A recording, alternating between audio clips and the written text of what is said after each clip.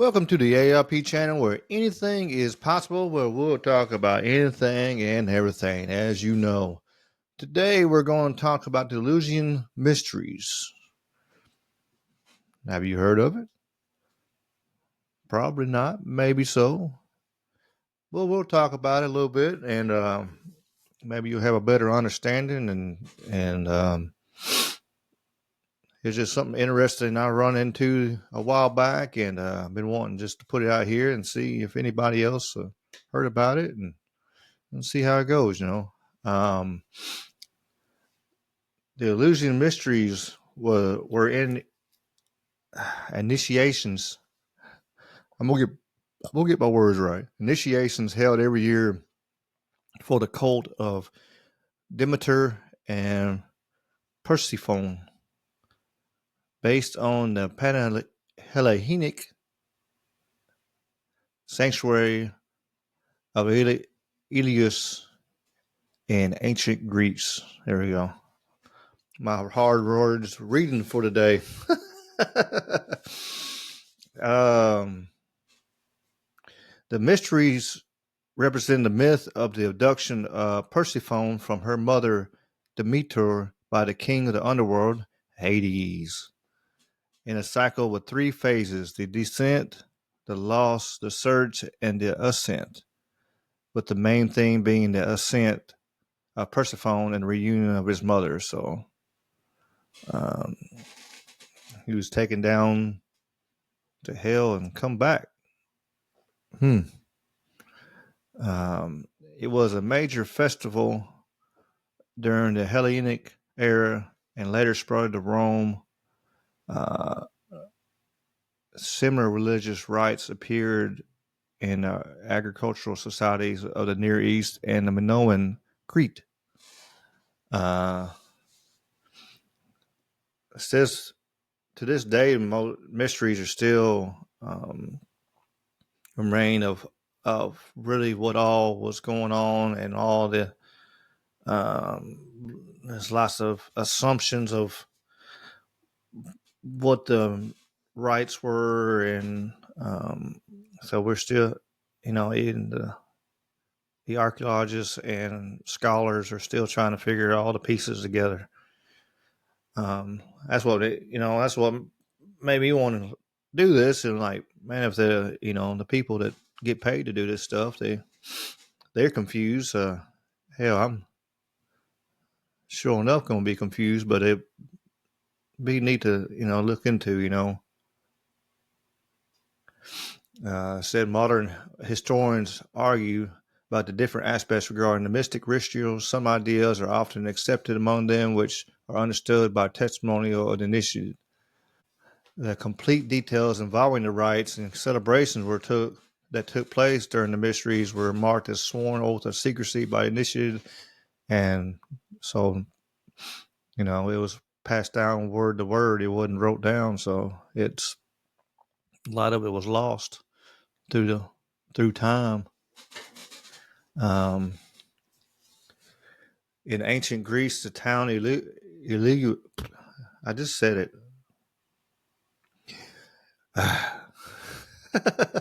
Eleus, Eleusis. I guess that's how you say it. I don't know. It don't have a pronunciation next to it, so we're going to go with it.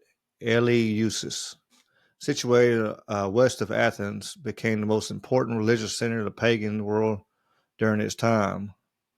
So according to the old belief and narrations of Homeric hymn, Demeter, goddess of agriculture, stopped to rest at Eleus during her quest for her daughter Persephone, who was kidnapped by Hades. There, Demeter ordered a temple and altar to be built in her honor. After the joyful reunion of the goddess with the missing Persephone, she instructed the leaders of Eleus to how to perform her rites. The cult then is believed to have been taught directly by Demeter herself. Interesting.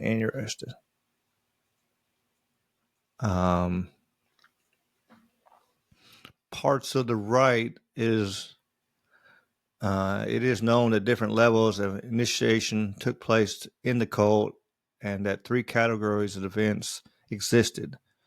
The Dromina, which were enacted, the Dicomina, things which were shown, and the Logomena, which was explained. Illusions, mysteries were broke down into two parts, happening at different times of the year. The Lesser Mysteries, a preliminary initiation involving purification, would have been taking place in the spring at Algray.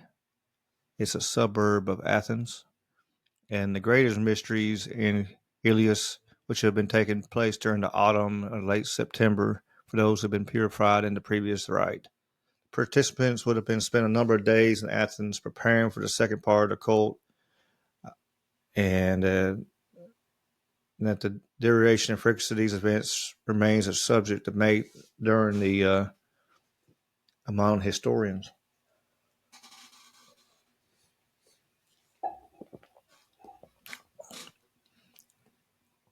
So they don't know if it was every year this happened or every 5 years or what the frequency truly was, since a lot of that stuff was lost.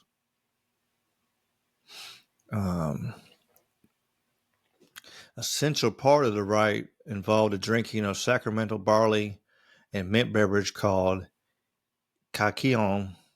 It suggested that kakion might have been infused with fungus ergot and possibly mixed with other hallucinogenic, which would then produce a strong psychedelic experience, helping the transformation of the initiates. After drinking the kakion, the initiates entered the telestion, which resembled the underground theater where the secret part of the ritual took place. Says historians believe that this part of the rite was symbolic reenactment of the death and rebirth of Persephone.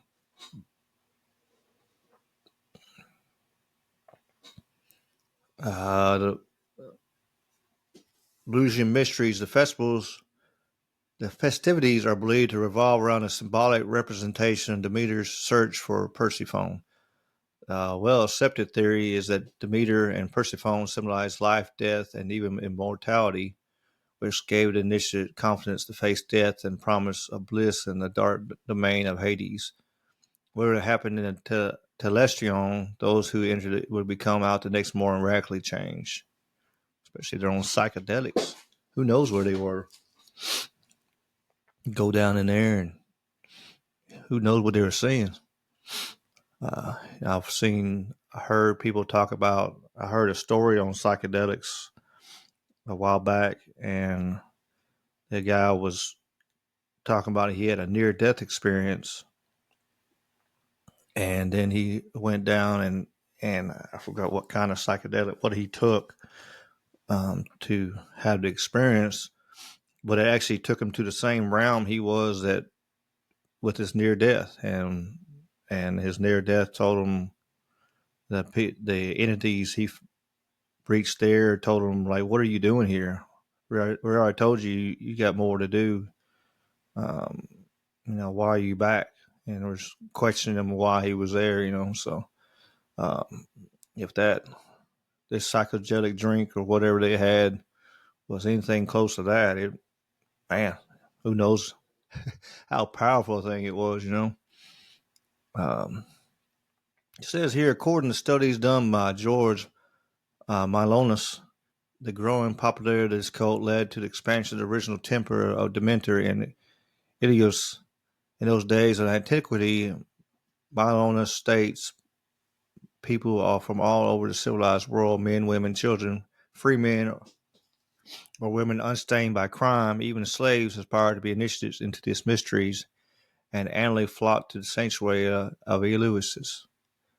Not only simple peasants, but even leaders of thought and politics were anxious to take part of the rites. But in order to participate in the greater mysteries, the initiates were required to have gone through a preliminary part of the ritual as it was prescribed by Demeter. Cool pictures of Demeter. A famous fragment of text by Aristotle commenting on initiates of the mysteries reports that these those individuals become worthy not so much because they learn something new, but because they suffer or experience something appropriate to proceeding.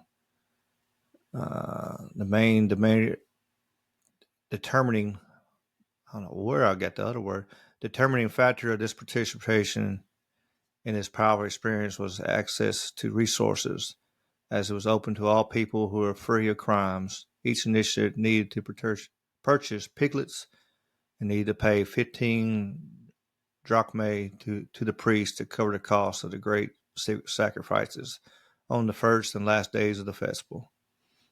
Gender, age, ethnicity, and civic status, citizen, metric, and slave portrayed a different role in Eleus than virtually every other type of panhellenic cult experience.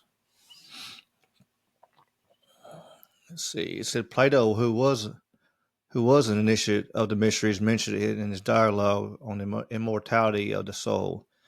The Phaedo says that our mysteries had a very real meaning, and he that has been purified and initiated shall dwell with the gods. Plutarch, who also was initiated, wrote that because of those sacred and faithful promises given in the mysteries, we hold it firmly for an undoubted truth that our soul is incorruptible and immortal.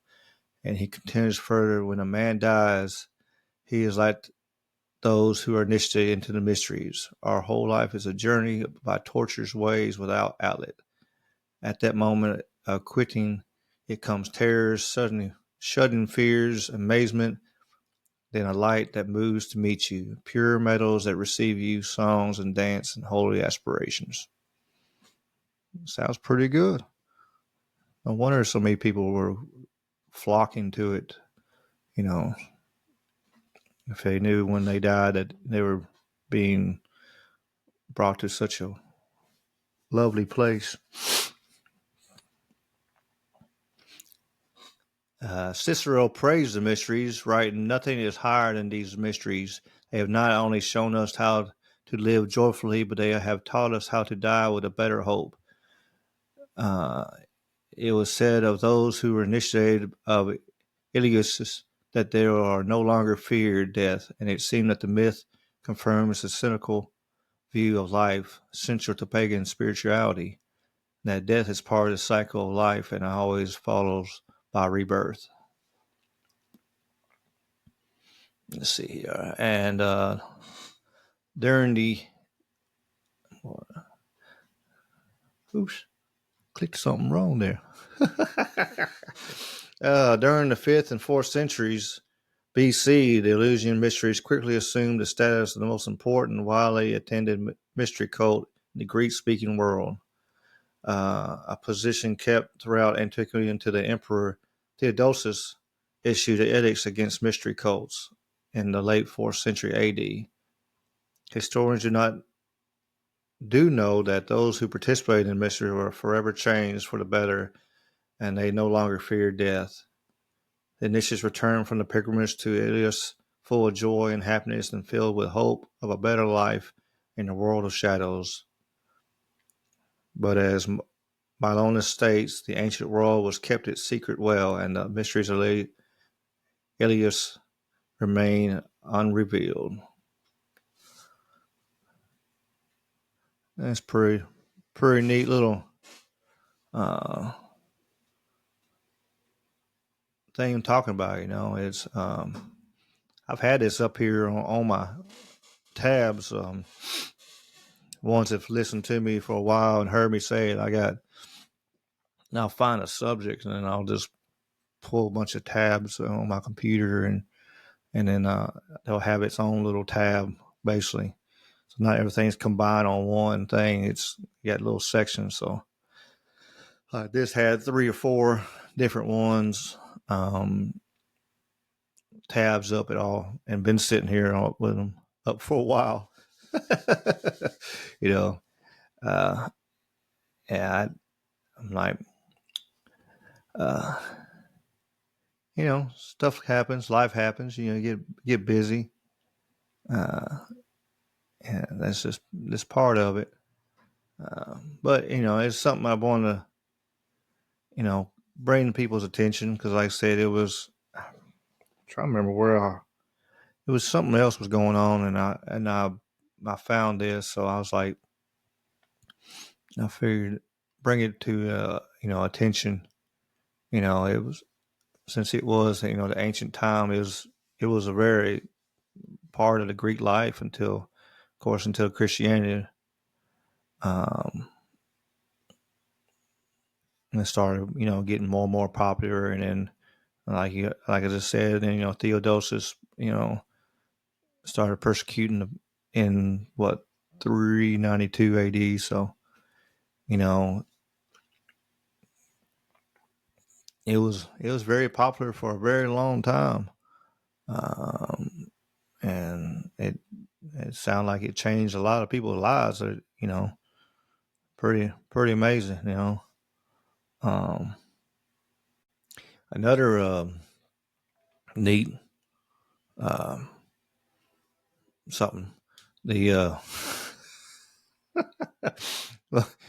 um, said while Demeter rested in a demi district, began mentoring Demophon, the son of the reigning king, and fed him ambrosia in order to make him immortal. Um, and it said after Demophon's mother became suspicious, Demeter revealed her true identity as a goddess, and her rage ordered the construction of a temple in her name. So after you talk about me, I'm gonna make you build something to me. That's wild. What do y'all think about it? Have you ever heard of it? As always, I'm um, looking for unique things of history and in the past and of all aspects of life to pull up and see what we're doing and everything. So uh, just want to see what you think and uh, get your thought process on this and of course like and you know uh, put a comment in there and have you heard about this, have you not, reach out. It's it's pretty neat to me. you know you see more and more people talk about the use of psychedelics and to bring understanding to people. You hear so many people talk about using them and stuff. Like modern day, like Grant Hancock talking about using them before um, and how powerful they are, and you hear more and more like that gets into this kind of stuff that ancient theories and ancient times, and it's like they all kind of somehow it keeps coming back to like the psychedelics. I've noticed that lately, and it's puzzled me. I was like, man, why does it keep on? Everything keep coming back and back to psychedelics. It's wild. I got no plans of taking any. I I don't take medicine for my headache, let alone I'm gonna take something gonna put me in another dimension or complete state of mind. And I don't know. It scares me. I won't lie. When I'm honest, I'm honest, and yeah, it scares me. It's like how changed would I be when I come out of it. So I'm gonna leave that alone. I let the other people use the psychedelics. No, not looking down on anybody that does, and if you do, more power to you, and hopefully it helps you gain the insight that you need in your life. Um, but I don't think it's for me, So, but yeah, I just wanted to bring this to y'all today and see what you think, and appreciate you if you made it this far. I sure appreciate you listening. Um, please like and share, comment. Um, I'm on the Spotify, I'm on the Rumble, I'm on uh, Amazon, YouTube, all your favorites. I'm also syndicated on the Trouble Minds Radio Network, the KUPD. You can hear me, and also a bunch of other great shows. They're amazing, and check that out for sure. Uh, Mike Strange has put together a great group of people who, with great, vast difference, uh, looking at things, and it's pretty amazing, And when you listen to the Troubled Minds, the show, you have so many different people from different backgrounds and different this and different that, and they get on there and talk and don't. There's no arguing or like, well, you're wrong, you're wrong. It's nobody's wrong. We're just throwing ideas and possibilities and maybe juice out there. So I enjoy it. So you might too. So check it out. Go to this on Spotify and YouTube and Rumble, and you can even watch it on Twitter, if you want to.